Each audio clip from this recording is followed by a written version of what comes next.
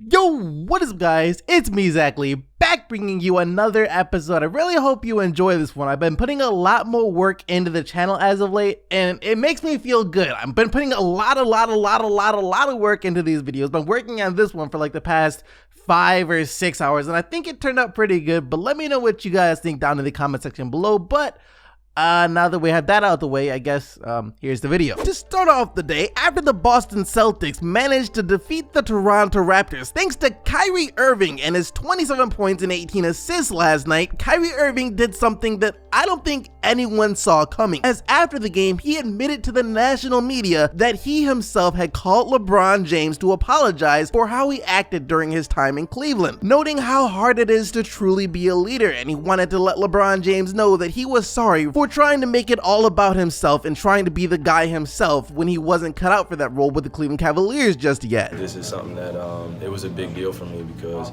I had to call Bron, and tell him I apologize for being that young player that wanted to everything at his fingertips, and I wanted everything to be at my threshold. I wanted to be the guy that led us to championship. I wanted to be the leader. I wanted to be all that, and the responsibility of being the best player in the world and leading a team is something that's not meant for many people. And this comes after Kyrie Irving had snapped on his teammates a little bit during their loss to the Orlando Magic a few days ago, when he said that he doesn't know whether or not the young guys on the Cleveland Cavaliers have what it takes or know what it takes to be a championship level team. So after Kyrie Irving said that about the young players that are on the Boston Celtics, he realized himself that he went through pretty much the same thing when he first came into the league. And then LeBron James joined the Cleveland Cavaliers. Kyrie Irving at the time was just a young guy trying to find his footing in the league, make a name for himself, become an all-star, and eventually lead a team to a championship. That's what Kyrie Irving wanted. However, LeBron James came to town and pretty much took that away from Kyrie Irving, and it became just trying to win right now and setting aside personal achievements and goals. And as a young player, I'm sure that can be very frustrating. You want to make an all-star team, you want to put up the most numbers possible, you're trying to get your stats, you're trying to get all these awards, achievements, records. There's a lot of stuff that you want to accomplish once you get to the NBA, and winning a championship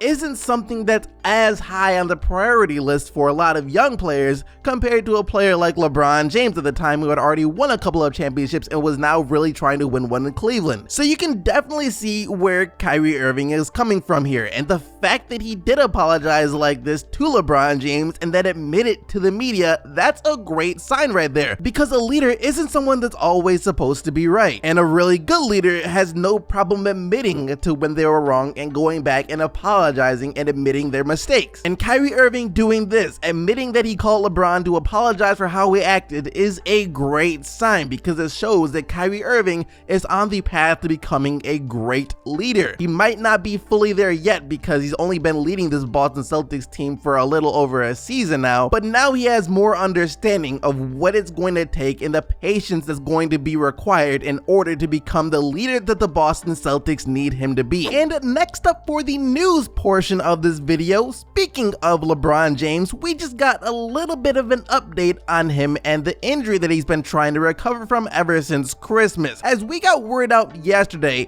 that LeBron James has been cleared to practice again for the Los Angeles Lakers. Now that is great news because it means that LeBron James is on track and he hasn't had any setbacks that could cause him to sit out for the next few weeks like it was feared just about a week ago. However, even though LeBron James has been cleared to practice again for the Los Angeles Lakers, you shouldn't quite expect to see him back on the court just yet, as LeBron James currently is not with the team, as they are about to take on the OKC Thunder and the Houston Rockets this upcoming weekend, and then he is also uncertain for the Los Angeles Lakers game against the Golden State Warriors this Monday. So like I said, it's great news that LeBron James is back to practicing for the Los Angeles Lakers, but the Lakers are about to have one of the toughest 3-game stretches out of any team in the league coming up, and they're not going to have LeBron for it. Now LA is currently 4-7 without LeBron James, and from the time that LeBron has been out till now, the Lakers have managed to fall outside of the playoff picture. And like I said, they're about to take on the OKC Thunder, the Houston Rockets, and the Golden State Warriors, all of which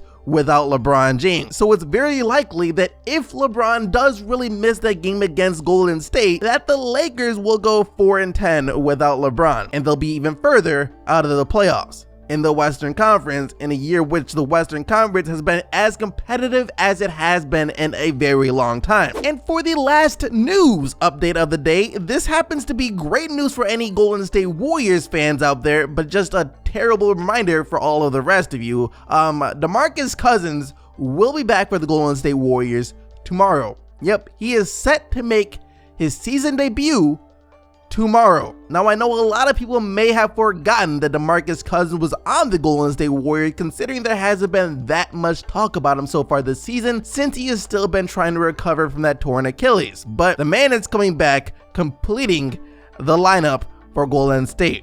They just found their last Infinity Stone. And prior to his return to the court, DeMarcus Cousins did an interview with SportsCenter yesterday, in which he talked about how hated the Golden State Warriors and their players are. But he also said that he's not looking back and he's coming for that top spot in the NBA. And here's a quick look at some of that interview. We're the most hated team in sports. You know, they hate Kevin, they hate me. I think the only guy that really likes is Steph. They may hate him as well. They hate Draymond, but I mean, it is what it is. I'm back, and I'm not looking back.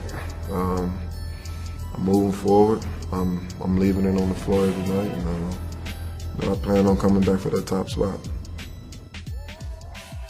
And after hearing that, I just have one question for you guys. There's nothing else I can really say, so I want you guys to answer a question for me. Realistically, how doomed is the rest of the league? Do you think that this DeMarcus Cousins on the Golden State Warriors thing is going to work out, or could it be that DeMarcus Cousins potentially disrupts the chemistry of the Golden State Warriors even more? Let me know what you think down in the comment section below. These should be very interesting to read. Now though, with all of the news for today out the way, it's about that time where we take a look at what happened in the games from last night. The Houston Rockets taking on the Brooklyn Nets. James Harden in this game, coming off the game where he dropped 57 points and overtook Kobe Bryant as the player with the most consecutive 30-plus point games since the NBA-ABA merger. And Harden in this game was equally as impressive as he was during the 57-point game, if not even a little more impressive, as Harden topped his 57 points from last game with 58 points in this game. However, unlike in their last game that resulted in a win, this time, Harden and his 58 points scored still were not enough for the Houston Rockets to beat the Brooklyn Nets. 145-142, the Brooklyn Nets win it in overtime, in large part thanks to Spencer Dinwiddie, as this guy was just incredible down the stretch, finishing the game with 33 points as well as 10 assists. And after the game, when James Harden was talking about this loss, he simply said that it was a frustrating loss, a very frustrating loss, and left it at that. As for why the Houston Rockets lost this game, James Harden says it was because of fatigue and the lack of bodies. Of course, the Houston Rockets are already without Chris Paul, and now they're without Clint Capella as well. Combine that with the overtime minutes and James Harden having to carry such a big load, and that's why James Harden feels as if the Houston Rockets lost this game. Spencer Dinwiddie, on the other hand, noted that this was just an incredible win for the Brooklyn Nets, considering that James Harden did score almost 60 points. Like I said in the beginning of the video, the Boston Celtics managed to defeat the Toronto Raptors last night, 117-108. Kyrie Irving once again setting a career high in assists with 18 assists, and after the game, he says that he still finds it funny that people think that he can't pass. Well, obviously this game says otherwise. And I wonder if this is the new Kyrie Irving that we will be seeing from now on. Of course, he had that whole revelation of what it truly means to be a leader and how patient he has to be. And if this is the Kyrie Irving that we are going to see from now on, then the Boston Celtics will become that much better of a team. The Golden State Warriors are still scoring a heck of a lot of points. As the game after they scored over 150 points in regulation, they almost did it again against the New Orleans Pelicans. This time, the final score read 147-140. Stephen Curry still has Human Torch mode activated, as he scored 41 points last night and hit 9 threes. Kevin Durant also chipped in though with 30 points, while Anthony Davis, on the other hand, was trying his best for New Orleans with 30 points, 18 rebounds, and 7 assists. What really had people talking about this game though was when Anthony Davis's agent, the same agent that represents LeBron James, Rich Paul was seen at this game. And what was interesting about this was Rich Paul, aka LeBron James and Anthony Davis's agent, was sitting right by the Golden State Warriors bench, and he was seen at times during the game talking to the general manager of the Golden State Warriors, Bob Myers, as well as players like Kevin Durant. So this had some people fearing that the Golden State Warriors were eventually going to trade for Anthony Davis and Rich Paul was working his way into the organization. But let's be real here, this could have been conversation over many things. The man is an NBA agent. I'm sure he has to keep in touch with just about every team out there in the league. After defeating the Los Angeles Clippers 129-109 behind Donovan Mitchell in his 28 points as well as Rudy Gobert in his 22 points and 23 rebounds, it's officially safe to say that the Utah Jazz have finally found their rhythm this season, as this team has won 5 games in a row now and is 8-2 in their last 10 games. Just another problem team that emerges out there in the Western Conference, and this playoff race